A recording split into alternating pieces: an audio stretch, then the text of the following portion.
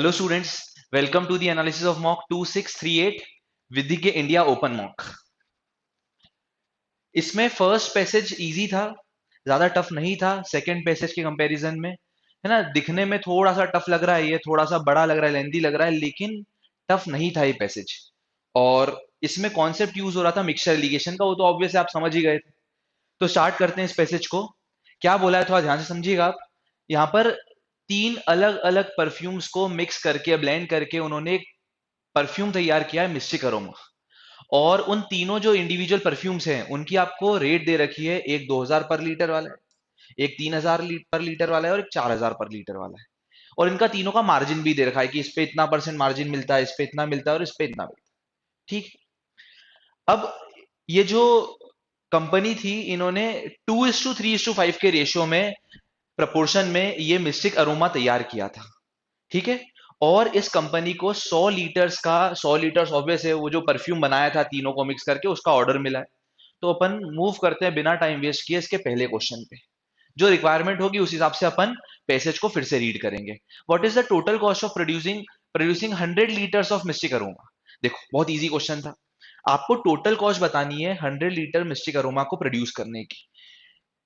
क्या बोला है यहां पर, अगर आपने ध्यान से रीड किया होता तो इंडिविजुअली इसका पर लीटर का कॉस्ट, पर लीटर का कॉस्ट और पर लीटर का कॉस्ट दे रखा है।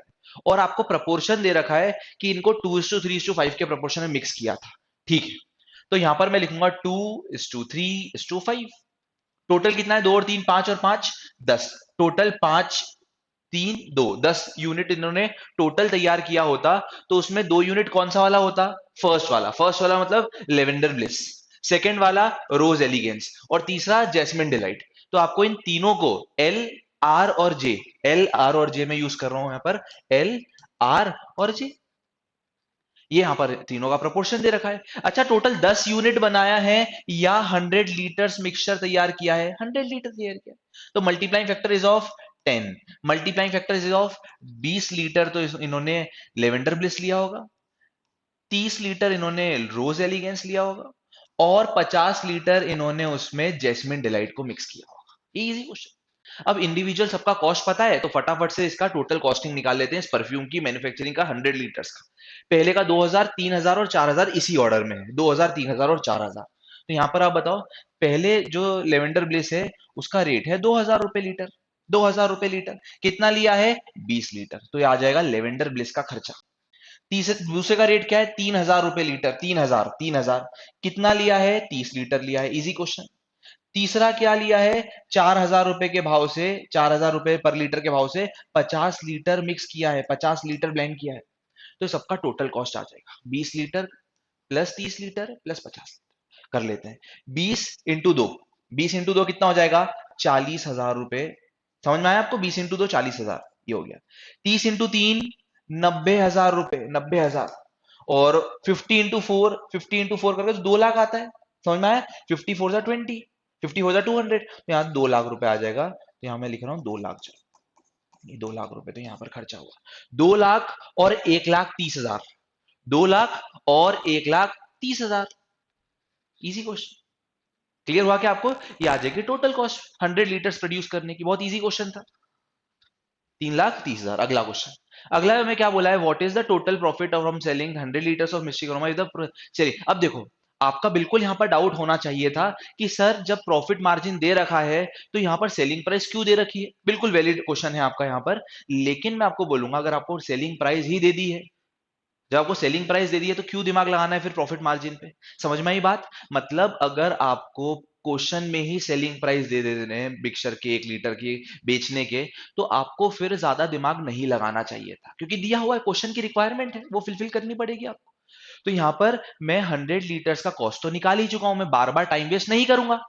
100 लीटर का टोटल कॉस्ट कितना आया था, 3,30,000 रुपए अभी निकाला हुआ था अपन ने, 3,30,000 रुपए टोटल कॉस्ट था। अब मैं रेवेन्यू निकाल लेता हूं। रेवेन्यू मतलब सर, रेवेन्यू मतलब मुझे इस 100 लीटर मिस्टिक अरोमा को बेचने पे, क्योंकि जरूरी नहीं है ना कि हर कोई मार्क प्राइस पे ही ले ले, ऐसा समझो आप। किसी ने थोड़ा कम करवाया होगा, किसी को डिस्काउंट दिया होगा उसने खुद से, तो उसको ऑन एन एवरेज जो दिया हुआ है सेलिंग प्राइस, उसको 4500 रुपए लीटर का रेवेन्यू जनरेट हुआ है। मतलब उसको 1 लीटर का ऑन एन एवरेज 4500 रुपए मिला है। 1 लीटर का 4500, 1 लीटर का 4500, तो उसने बेचा कितना है? 100 लीटर बेचा है। 100 लीटर बेचा है किस भाव से? 4500 रुपए के भाव से 100 लीटर बेचा है उसने। तो यह आ जाएगा टोटल रेवेन्यू। खर्चा इतना किया, इन्वेस्टमेंट इतना था और मिला इतना।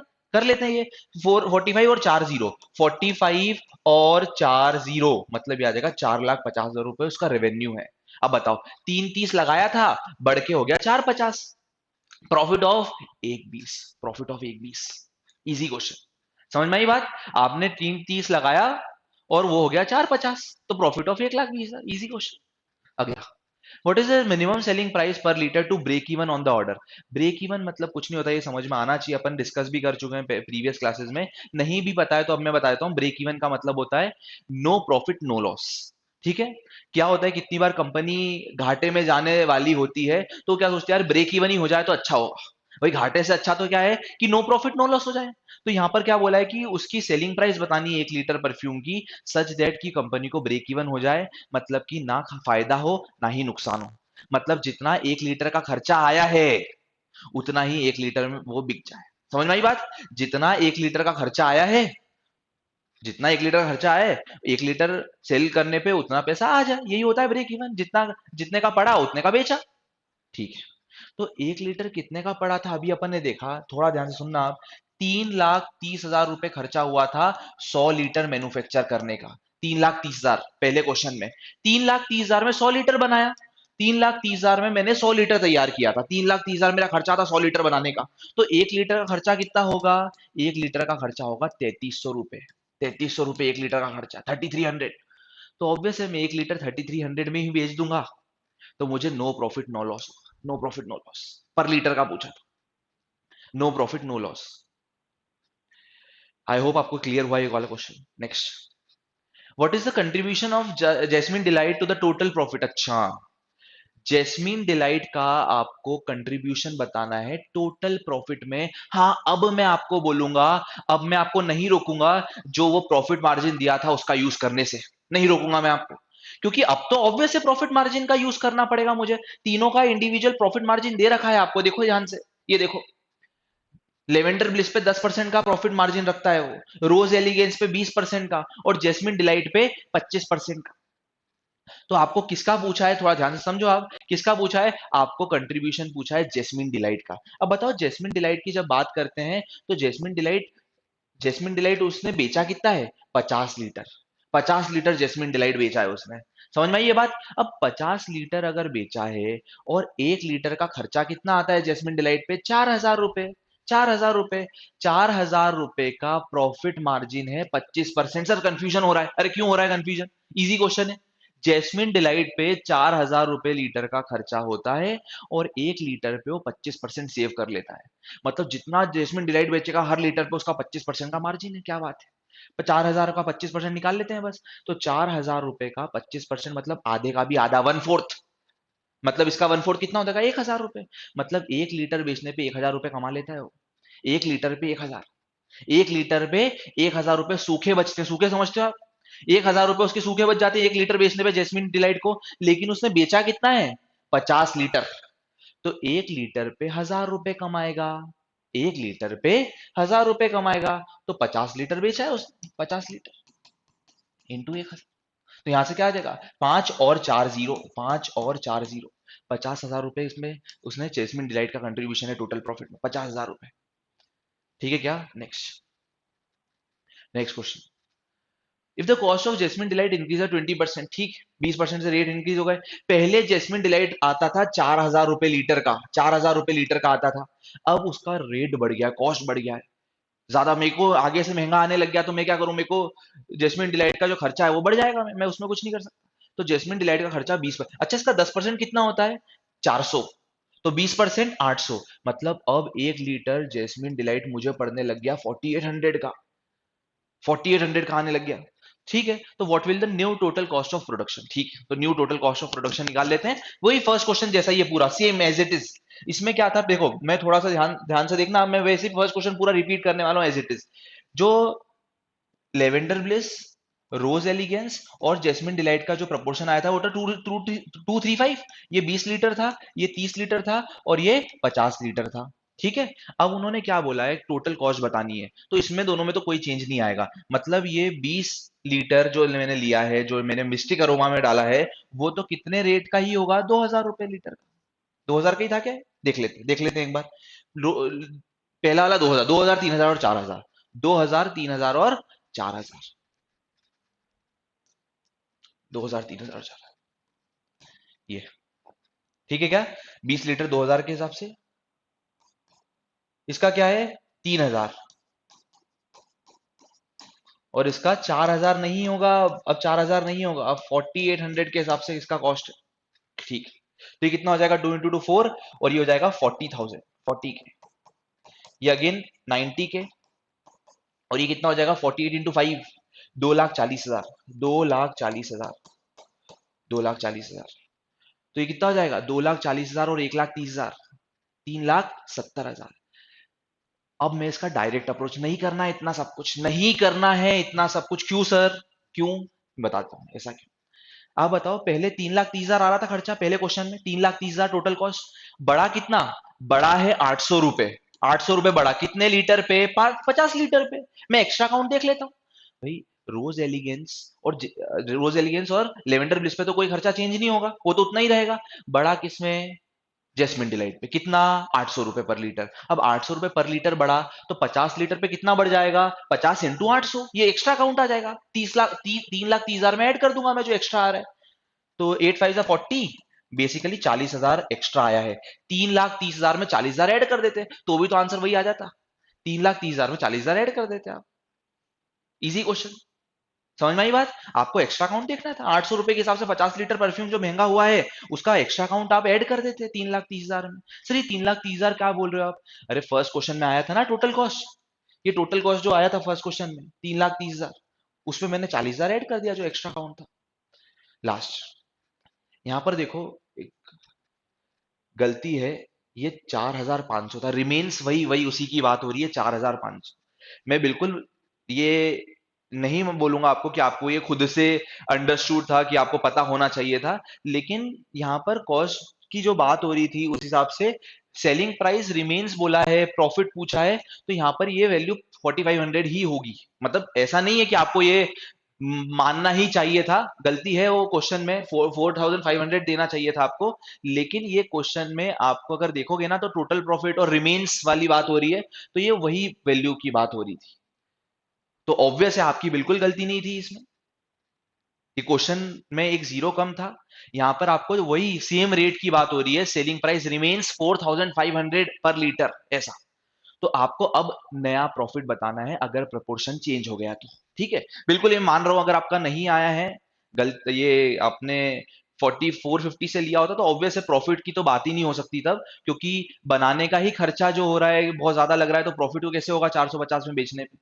है ना? और इसमें ऑप्शन भी नहीं है कि नन ऑफ दीज या कैन नॉट बी डिटरमाइंड या नॉट पॉसिबल, कि प्रॉफिट हो ही नहीं सकता। तो इसीलिए यहां पर मैं ये वैल्यू आपको बता देता हूं एक बार, 4,500 लेना था आपको। ये मिस्टेक यहाँ पर क्वेश्चन देखो, 3:2:5, मतलब वही हो जाएगा 30, 20 और 50। इस बार प्रपोर्शन चेंज हो गया, देखो टोटल तो 100 ही बनाया मैंने, 30, 20, 50, टोटल तो 100 ही है। अब उन्होंने क्या बोला है, समझ में आई ये बात? वही वही 3, 2, 5, टोटल कितना हो रहा था 10। 10 की वैल्यू आपको कितनी बनानी थी? 10 की वैल्यू 100 बनानी थी, तो ये 30 हो जाएगा, ये 20 हो जाएगा, ये 50 हो जाएगा, सीधी बात। अब अगेन वही निकाल देते हैं। ये जो है ना पहला वाला लेवेंडर ब्लिस, वो 30 लीटर लिया है, किस भाव का है? ये 2,000 रुपए लीटर का है। दूसरा वाला 20 लीटर लिया है, किस रेट का है? 3,000 रुपए लीटर का है ये। और तीसरा वाला 50 लीटर लिया है, ये किस रेट का है? ये 4,000 रुपए लीटर का है। तो यहां से क्या आ जाएगा, 3 2 6, मतलब 60 के। ये कितना हो जाएगा अगेन 60 के। और ये कितना हो जाएगा, ये तो 2 लाख रुपए है, 2 लाख रुपए। तो यहाँ पर मैंने देखा कि टोटल कॉस्ट कितना आया मेरा, तो 1,20,000 प्लस 2 लाख, 3,20,000। ये आया टोटल कॉस्ट, 3,20,000 टोटल कॉस्ट आ गया, 3,20,000। रेवेन्यू कितना जनरेट हुआ? तो 4,500 के हिसाब से 100 लीटर का, 4,500 के हिसाब से 100 लीटर का, तो वही 4.5 लाख रुपए, 4,50,000। तो 4,50,000 रुपए रेवेन्यू है, और लगाया कितना था पैसा? 3,20,000। तो प्रॉफिट कितने का होगा? 1,30,000 का प्रॉफिट है इस ट्रांजेक्शन में, 1,30,000 का। 1,30,000। चलिए मूव करते हैं अगले पैसेज पे। मैं ये पैसेज पे आपके 5 क्वेश्चन तो मान रहा हूं कि आपने करे होंगे। 5 क्वेश्चन आपके लिए इजी होने चाहिए थे। इस क्वेश्चन को अगर मैं हटा दूं तो आपके इस पैसेज में आने चाहिए थे। नेक्स्ट पैसेज थोड़ा सा अच्छा था, थोड़ा सा लेंदी था, थोड़ा सा टफ मैं बोलूंगा इस बार। तो ये नहीं भी बना तो आपको सॉल्यूशन क्लियर होना चाहिए इसका कि कैसे मैं कर रहा हूँ। थोड़ा ध्यान से देखिएगा आप। थोड़ा अच्छा पैसेज है, ये लेंदी है मैं मान रहा हूँ, लेकिन आपको एट द एंड इसका सॉल्यूशन क्लियर होना चाहिए, क्योंकि अगर मान लो 2 ही पर्सन होते या 3 ही पर्सन होते तो आपको फिर डील करना आना चाहिए। ठीक है क्या? अभी तो ज्यादा लोग हो गए हैं यहाँ पर, तो आप देखो मैं क्या अप्रोच यूज कर रहा हूँ, थोड़ा ध्यान से देखिएगा आप। A can complete 53 1/3% of the work in 24 days। अब समझना बात को। मान लो मैं एज अ पर्सन, मैं एज अ वर्कर, एक काम जो है मेरे पास, मेरे हाथों में एक काम है, 33.33% काम को मैं 5 दिन में करता हूँ। सुनना ध्यान से, मेरे पास एक काम है, तो मैं 33.33% काम को 5 दिन में करता हूँ। 5 दिन। तो पूरा काम कितने दिन में करूंगा? बिल्कुल बिल्कुल 15 दिन में। कैसे करा ये मैंने? 33.33% होता है 1/3, होता है 1/3। तो मैंने क्या किया, जो मेरा काम था, जो मैंने 1/3 काम मैं 5 दिन में कर रहा हूं, तो 1/3 को उल्टा करा। क्या करा है? 3 इंटू 5 कर दिया। सर नहीं आया समझ में? देखो इधर देखो, नहीं आया तो जैसे अगर मैं 1/3 ऑफ अ वर्क को मैं लेट से 5 डेज में कंप्लीट करता हूं, तो पूरा काम कितने दिन में करूंगा? तो इसको उल्टा कर दिया करो बस। पूरा काम कितने दिन में करूंगा मैं? पूरा काम में करूंगा 15 डेज में। 15 डेज में पूरा काम करूंगा मैं। इंटू 3 कर दिया बस। 1/3 काम 5 दिन में, तो पूरा काम 15 दिन में। 1/3 1/3 1/3 इंटू 3 कर दिया। अगर मान लो आपको ऐसा आ जाता, सुनना बहुत ध्यान से सुनना, कि एक पर्सन 22.22% काम को, एक वर्कर 22.22% काम को 4 डेज में करता है। सुनना ध्यान से। तो पूरा काम कितने दिन में करेगा? तो कैसे करते हैं, इसकी आप फ्रैक्शन वैल्यू देख लिया करो। फ्रैक्शन वैल्यू कैसे देखते हैं आपको पता होना चाहिए। 1/9 क्या होता है? 11.11%। 11.11%। तो 2/9 क्या होता है? 22.22%। ये अब पता होना चाहिए आपको। ठीक है, तो 2/9 का आप उल्टा करोगे, मैंने बोला ना उल्टा कर लिया करो बस। 2/9 का उल्टा करो 9/2, बस इसको 9/2 से मल्टीप्लाई कर दिया। तो पूरा काम ये कितने दिन में करेगा? 18 डेज में। 18 डेज में पूरा काम करेगा, बस इतना कर लिया करो आप। हर हर स्टेप में मैं यही करने वाला हूं, थोड़ा ध्यान से देखिएगा आप। देखो, इसको इसको सॉल्व करना आता है आपको? कैसे करते हैं देखो, मैं बता देता हूँ। पहले ये लिखा हुआ है 53 1/3 है ना, ध्यान से देखना आप। 53 1/3, इसको पहले तो इधर मल्टीप्लाई करूंगा 159 प्लस 1, तो ये हो जाएगा 160। और क्योंकि परसेंट है तो फ्रैक्शन में डिवाइड कन्वर्ट करने के लिए मुझे 100 से डिवाइड करना पड़ता है। परसेंट को फ्रैक्शन में कन्वर्ट करने के लिए मेरे को 100 से डिवाइड करना पड़ता है। तो ये क्या आ जाएगा मेरे पास? ध्यान से देखिएगा आप। ये आ जाएगा मेरे पास 8 और ये 5, मतलब 8/15। कितना होता है ये? 8/15। तो यहां पर मैं लिखूंगा परसेंट की जगह में क्या लिखने वाला हूं यहां पर? फ्रैक्शन। परसेंट की जगह क्या लिखूंगा? फ्रैक्शन लिखूंगा। कितना होगा? 8/15। 8/15 काम करने के लिए इसको 24 दिन लगते हैं। 24 दिन। तो पूरा काम करने में कितने दिन लगेंगे मैंने आपको बोला है, फिर से बताऊंगा, इसका उल्टा कर लो बस। उल्टा कर लो बस। 8/15 का उल्टा बोलो 15/8 बस। उसको मल्टीप्लाई कर दिया करो, इतना सा काम कर दिया करो आप। बोलो बोलो जल्दी बोलो। 15 3 जा 45। 45। सर एक और बार, एक और मैं 4 बार और 5 बार और बताऊंगा आपको। एक और बार नहीं, 5 बार बताऊंगा मैं। फिर से देखो, अगला जो बी है, बी जो वर्कर है, वो 41 2/3 कर लेते हैं इसको कन्वर्ट। इसको जैसे इधर मल्टीप्लाई करेंगे ना, तो 123 प्लस 2 125/3, और उसको परसेंट को फ्रैक्शन में कन्वर्ट करने के लिए 100 से डिवाइड, है ना। तो ये 5 बार में और ये 4 बार में, तो फाइनली क्या आ जाएगा? 5/12। क्या आ जाएगा? 5/12। इस 5/12 काम करने के लिए कितने दिन लगते हैं इसको? 25 दिन। ये 25 दिन। तो पूरा काम कैसे देखते हैं? 5/12 का उल्टा कर दिया करो बस। 5/12 का उल्टा तो 12/5 इंटू 25, बस ये कर दिया करो आप। 5 5 इंटू 12 60। 5 इंटू 12 60। अगला question, C can complete this. तो इसको 3 इंटू 46 करेंगे अपन। 138 प्लस 2 140। 140/3, 100 से डिवाइड किया मैंने फ्रैक्शन में कन्वर्ट करने के लिए, तो 0 से 0 गया, ये गया, तो ये आ जाएगा 7/15। क्या आ जाएगा? 7/15। तो ये 7/15। 7/15 काम को करने के लिए कितना टाइम लगता है इसको? 35 डेज। 35 डेज। तो पूरा काम कितने दिन में? 15/7 कर दो। ये 15/7 इधर देखो, तो 5 बार में 7 15 5 जा 75। बस दो दो दो 3 बार और बचा है, बस ध्यान से देखो आप। अगला, ये तो डायरेक्ट क्लियर होना चाहिए आपको। 44.44 लिखा हुआ है, 44.44 दिख रहा है क्या?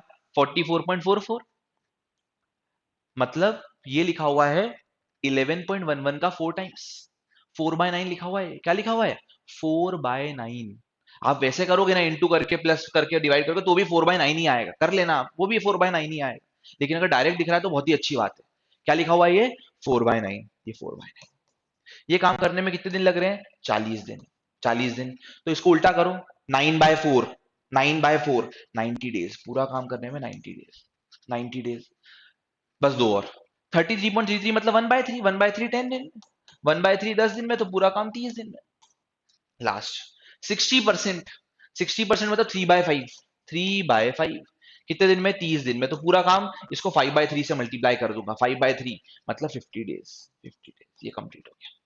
मैं मान रहा हूँ ना, मैं खुद ने बोला कि थोड़ा सा टफ है, लेंदी है, लेकिन सॉल्यूशन समझ में आना सफिशिएंट है इस पैसेज पे ग्रिप बनाने के लिए, इस पर्टिकुलर कॉन्सेप्ट पे ग्रिप बनाने के लिए। तो अब क्या करते हैं, अब देखो आपको अब पता है अब क्या करना चाहिए अपने को। अब अपन क्या करते हैं ना, देखो इसको तो छोड़ दो, इसको छोड़ दो, इसका कोई मतलब नहीं है, कोई मतलब नहीं। अब आपको चाहिए ये दोनों कॉलम्स, ए इतने दिन में पूरा काम, इतने दिन में पूरा काम करता है ना, ये बोला क्या है कि 24 डेज में, तो ये इसका भी कोई मतलब नहीं, कोई मतलब नहीं इसका, ये इसका मतलब है, सिर्फ इसका मतलब है कि ए 45 डेज में पूरा काम करता है, बी 60 डेज में उस काम को करता है, सी इतने दिन में पूरा काम करता है। तो आप क्या करते हो, इन पांचों छह नंबर्स का क्या ले लेते हो? एलसीएम। उससे आ जाता है वर्क, इनके पास वर्क कितना था वो आ जाएगा अपने पास, कर लेते हैं इन 6 नंबर का एलसीएम ले लेते हैं अपन, इन 6 नंबर का एलसीएम। इन 6 नंबर का एलसीएम लेने के लिए मैं वो तो कर ही सकता हूँ एलसीएम वाला अप्रोच, है ना, लेकिन मैं यहाँ पर क्या ले रहा हूँ? एलसीएम 900, मुझे दिख रहा है सब में आ रहा है 900, 900 सबकी टेबल में आता है, इसकी टेबल में भी आता है, इसकी टेबल में भी आता है, इसमें भी आता है, इसमें भी आता है, इसमें भी, इसमें भी। सर ऐसे कैसे 900 ले लिया आपने? क्या है ना, ये आपको जैसे जैसे नंबर्स पे ग्रिप होगी ना, आपको अपने आप एलसीएम समझ में आने लगेगा। थोड़ी नंबर्स पे ग्रिप होगी ना, जैसे मैंने 75 का डबल करके देख लिया, तो सर उससे क्या हुआ? डबल करके देखा तो 150 आया। अब 150 अगर आ गया, अगर 150 आ गया, तो 150 से समझ में आया ना, 150 की टेबल में 900 तो आना ही है, 15 की टेबल में 90 तो आना ही है। तो आप अगर 6 नंबर का एलसीएम लो, अभी शुरू शुरू में एकदम से नहीं समझ में आता एलसीएम, आप लोगे ना तो 900 आ जाएगा। तो उसको क्या मान लूंगा मैं? Total units of work, total units of work. तो देखो मैं इधर कर रहा हूं, ध्यान से देखना। 900 आ गया वर्क, इनके पास टोटल वर्क कितना था? A B C D E F. यहां पर मैं क्या स्ट्रक्चर बनाऊंगा? टाइम को किससे मल्टीप्लाई कर दूंगा? टाइम को रेट से, टाइम को रेट से। तो क्या आ जाएगा इनका? वर्क। टाइम को रेट से मल्टीप्लाई करने पे वर्क आ जाएगा, बस। वर्क कितना मान लिया मैंने? 900 यूनिट्स, जो एलसीएम आया उसी को वर्क मान लिया। अब एबीसीडी का इनका टाइम पीरियड देख लेते हैं, 45 60 75, 90 30 50, 45 60 75 और 90 30 50।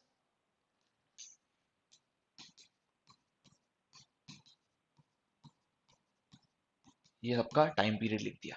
अब बताओ 45 में क्या मल्टीप्लाई करूं कि 900 आ जाए? इजी, 20। ये एक ही रेट आ गई। इसको कैसे रीड करूंगा? ए 20 यूनिट काम करता है एक दिन में, एक दिन में 20 यूनिट काम करता है। अच्छा 60 में क्या मल्टीप्लाई करूं? तो 10 बार में आता है 600 और 5 बार में आता है 300, तो 15 बार में, 15 बार में। सर एक बार रिपीट, अरे तो पीछे कर लो, आप थोड़ा पीछे कर लो। 10 बार में 600, तो 5 बार में 300। 75 की टेबल में मैं बोल रहा हूं डबल करो, पहले डबल, डबल करो, कितना होता है? 150। डबल करने पे कितना आ जाएगा? 150, 150। और 10 बार में 750, 10 बार में 750। तो 10 बार और 2 बार मतलब 12 बार में आएगा, 12 बार में 900 आएगा। 750 प्लस 150 है ये, 750 प्लस 150, 90 इंटू 10, 30 इंटू 30 और 50 इंटू 18, 18 इंटू 5। ये सबकी रेट आ गई, बस अब खत्म हो गया क्वेश्चन। देखो फटाफट करेंगे अब अपन, जल्दी टाइम वेस्ट नहीं करेंगे। Find how many days B and D together complete the whole work. B और डी साथ में अगर काम करते हैं, बी और डी का रेट कितना है? बी और डी का रेट 15 और 10 25। बी और डी का रेट कितना है? 15 और 10 25। ठीक है, तो 25 की रेट से काम करते हैं बी और डी साथ में। बी और डी एक दिन में कितना काम करते हैं? 25 काम करते हैं। काम कितना करना है? 900 यूनिट करना है। तो 900 को 25 से डिवाइड कर देंगे, 900 को 25 से डिवाइड कर देंगे अपन। तो देखो 3 बार में आएगा 75, 150 बचा, 150 बचा मतलब 36, 36 days. They together will take 36 days to complete the whole work. ये कितना आ जाएगा? 36, 36 डेज। बस कुछ नहीं किया, 900 को 100 से डिवाइड किया है मैंने। आप 2 बार में कैंसिल कर देना, 5 5 की टेबल से कैंसिल कर देना।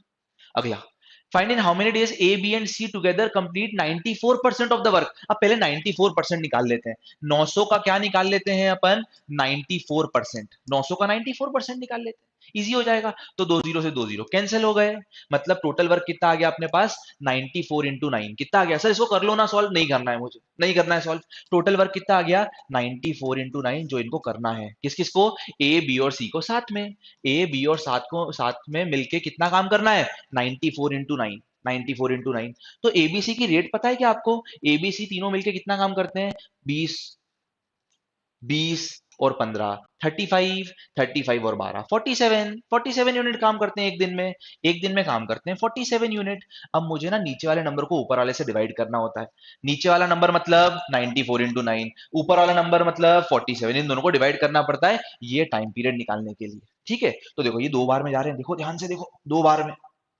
दिख रहा है, डबल डबल दिखना चाहिए आपको, डबल 2,